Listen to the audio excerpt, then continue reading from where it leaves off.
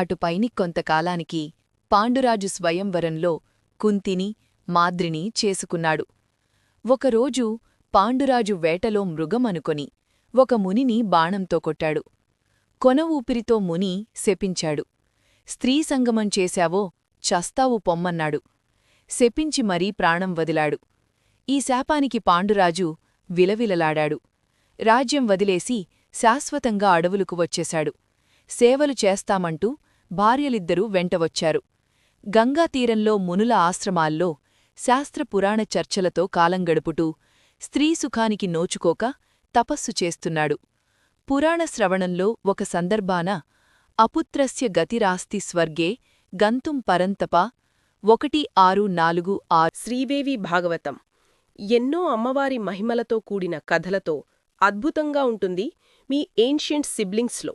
రోజుకు ఒక ఎపిసోడ్తో వస్తున్నా మమ్మల్ని సబ్స్క్రైబ్ చేయండి, లైక్ చేయండి, షేర్ చేయండి.